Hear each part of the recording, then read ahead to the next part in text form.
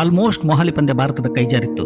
215 run chase ಮಾಡ್ರಪ್ಪ ಅಂದರೆ 122 run ಆಗುವಷ್ಟರಲ್ಲಿ ಘಾಟಾನುಘಟಿಗಳೆಲ್ಲ pavilion ಸೇರಿದ್ರು.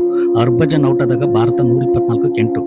ಭಾರತಕ್ಕೆ ಇನ್ನೂ 91 ರನ್ ಬೇಕಿತ್ತು. ಆಸೀಸ್ ಗೆಲುವಿಗೆ ಬೇಕಿದ್ದು 2 ವಿಕೆಟ್. ಅದು ಕಾಲ್ ನೋವಿನಲ್ಲೂ ಆಡ್ತಿದ್ದ ಲಕ್ಷ್ಮಣದೇ ಆಗಬೇಕಾಗಿರಲಿಲ್ಲ. ಟೇಲೆಂಡರ್ಸ್ ಆದ ಇಶಾಂತ್ ಶರ್ಮಾ ಮತ್ತು ಪ್ರಜ್ಞಾನ್ ಓಜಾರ್ದು ಆದರೂ ನಡೀತಿತ್ತು. ಆದರೆ 10ನೇ ಬ್ಯಾಟ್ಸ್ಮನ್ ಆಗಿ ಬಂದ ಇಶಾಂತ್ ಕೇಳಿದ ಒಂದೇ ಪ್ರಶ್ನೆ, ಟೇಲೆಂಡರ್ಸ್ ಆದ್ರೆ ಬೇಗ ಔಟ್ ಆಗ್ಬೇಕಂತ ರೂಲ್ಸ್ ಇದೆಯೇನ್ರಿ? ಅವತ್ತು ಇಶಾಂತ್ ಆಸೀಸ್ ದೇಶಗಳಕ್ಕೆ ಕತ್ತಿ ತಂದಿರಲಿಲ್ಲ. ಅವ್ರ ತಾಳ್ಮೆ ಮುರಿಯಕ್ಕೆ ಗುರಾಣೆ ತಂದಿದ್ದ. 10 ಅಲ್ಲ, 20 ಅಲ್ಲ, 50 ಅಲ್ಲ, 92 ಬಾಲ್ ಕಂಡ್ರಿ ಇಶಾಂತ್ ಅವತ್ತು ಆಡಿದ್ದು. ಆ ಇನ್ನಿಂಗ್ಸ್ ಅಲ್ಲಿ ಹೈಯೆಸ್ಟ್ ಬಾಲ್ ಸ್ಪೇಸ್ ಮಾಡಿರೋದು ಅವರೇ. ಜೊತೆಗೆ 31 ರನ್ಗಳ ಬೋನಸ್. ಇಶಾಂತ್ ವಿಕೆಟ್ ಕೊಡದೇ ಇದ್ದಿದ್ದು ಲಕ್ಷ್ಮಣ್ಗೆ 79 ಬಾಲಲ್ಲಿ 73 ರನ್ಸ್ ಮಾಡೋಕೆ ಸಹಾಯ ಮಾಡ್ತು. ಇಶಾಂತ್ ಬ್ಯಾಟಿಂಗ್ ಆಡುವಾಗ ಆಸೀಸ್ ಫೀಲ್ಡರ್ಸ್ಗಳು ಮುಂದೆ ಬರ್ತಿದ್ರು, ಲಕ್ಷ್ಮಣ್ ಬಂದಾಗ ಹಿಂದೆ ಹೋಗ್ತಿದ್ರು.